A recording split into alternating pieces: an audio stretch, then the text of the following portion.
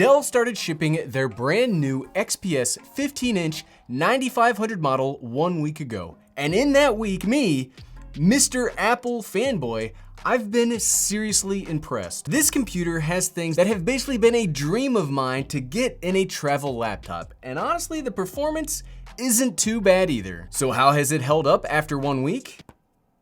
Let's find out. Not gonna slam it down.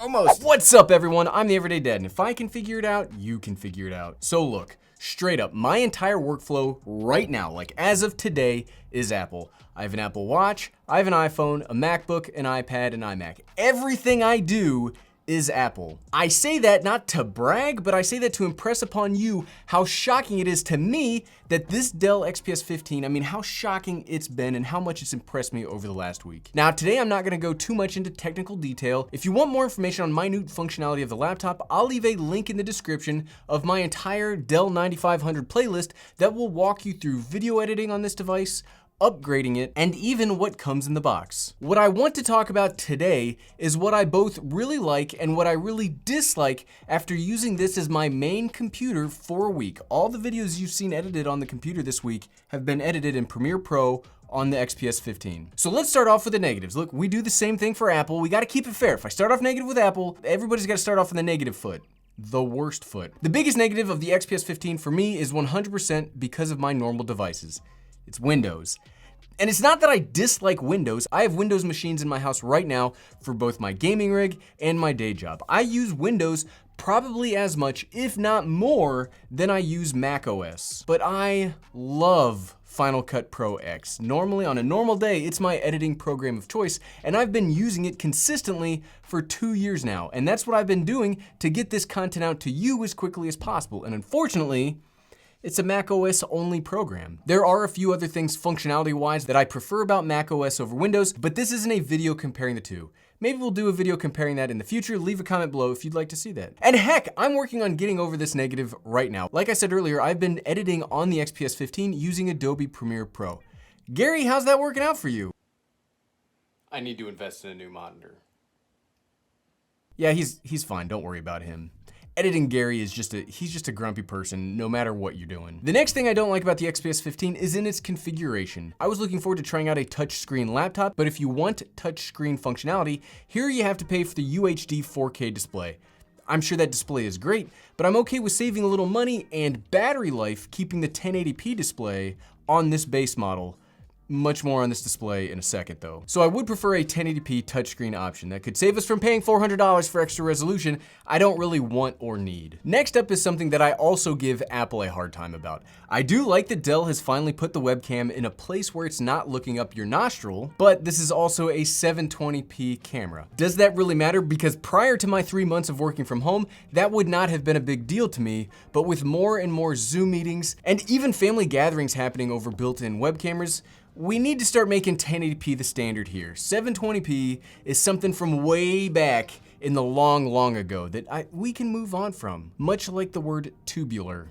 And the last real negative I have about the XPS 15 isn't really a problem since you wouldn't be doing this regularly. If you do want to upgrade this computer farther down the line, like getting the bottom case off of this thing is a huge pain in the butt the first time. The screws aren't the issue, it's the way the case is seated to the laptop itself.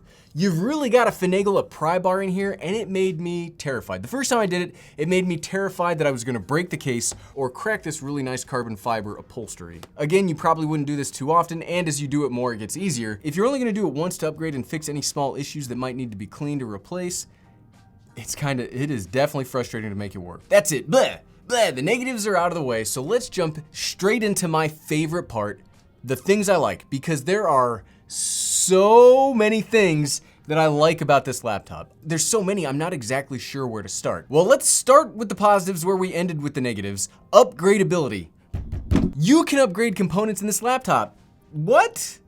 What? Those of you who are predominantly Windows users or you use machines like this regularly, you won't appreciate this as much as a longtime Mac user because we can't upgrade anything. You can upgrade both the internal solid state drives on this and the RAM without any hassle except that first time you're getting the case off. Heck, if I could figure it out in that video, you could something.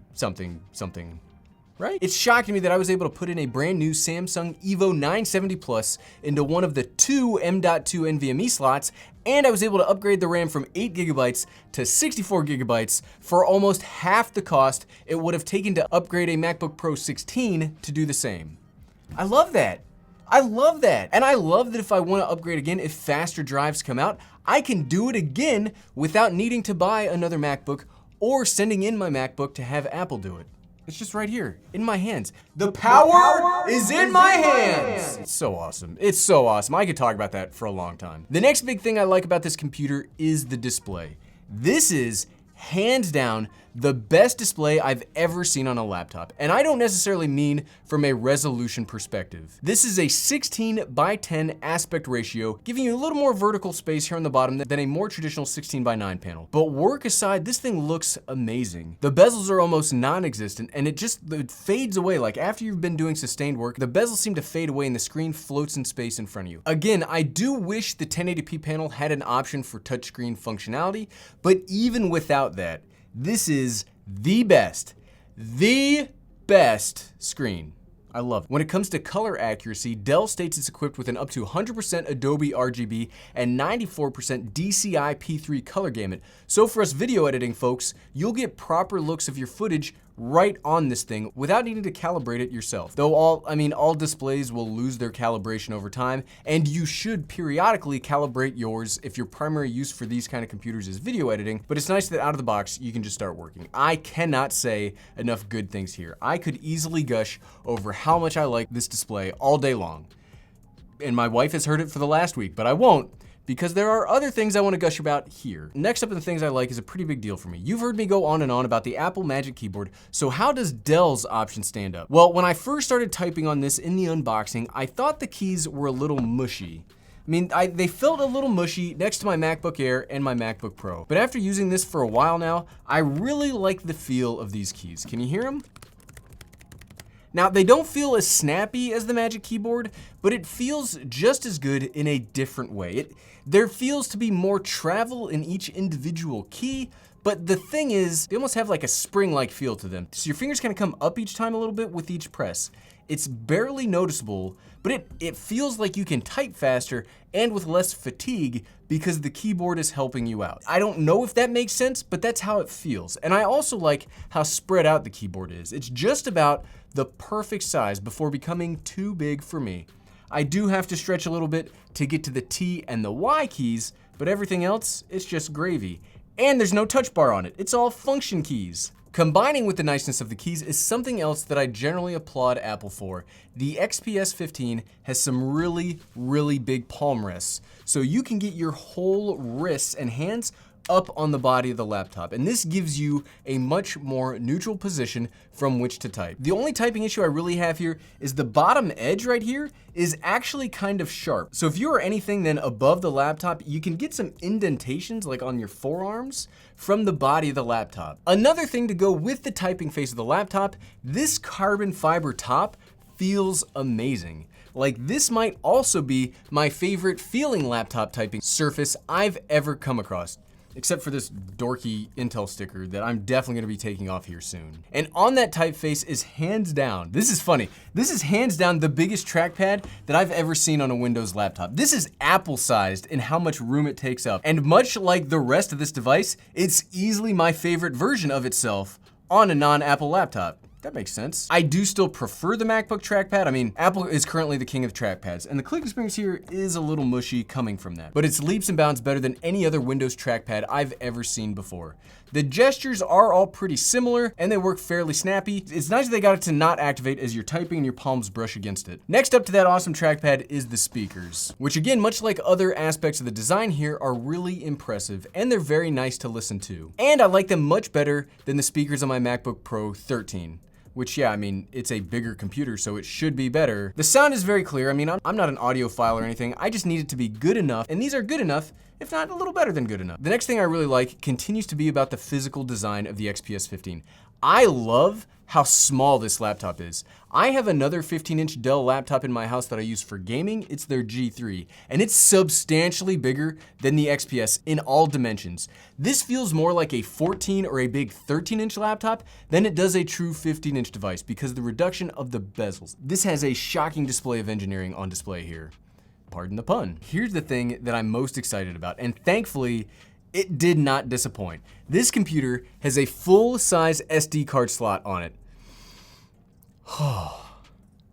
That felt really good to say. I mean, dreams do come true. Look, I import terabytes of footage into my computer every week. My SD cards get a serious workout, and I hate needing to use a dongle to ingest footage. That is one point of failure that will absolutely grind my production to a halt. So many things could go wrong with needing a dongle. It could break, you could lose it, it costs more money. I just don't like having to use them. I'm also happy that the XPS 15 has 2 Thunderbolt 3 ports and a USB-C port, which is great, and it's useful because you can do charging on the other sides. But I am so happy that this has an SD card slot, and I do believe it's UHS 2, meaning you get faster transfer speeds, and it makes so much sense. This makes so much sense. Like, when did making computers smaller and smaller override functional needs? If you don't do a lot of video or photo creation, you probably don't care, and you don't see what all the fuss is about. But this one feature could sell this computer to a whole wide range of creators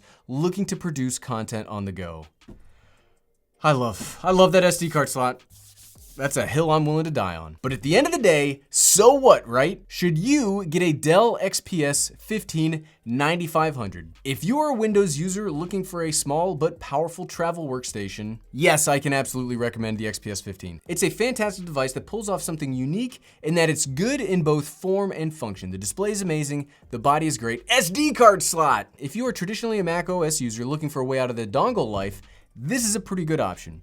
You will have to learn some workarounds to traditional macOS functionality, but I think the performance on hand here is a good investment. I absolutely and unequivocally love this laptop. I love it so much that it's got me debating on using this as my primary travel laptop from now on and leaving the MacBooks to be comparison fodder. And if you liked this video and are as impressed as I am with the ability to upgrade your computer, click here for the video where I show just how easy it is to upgrade this laptop to the limit.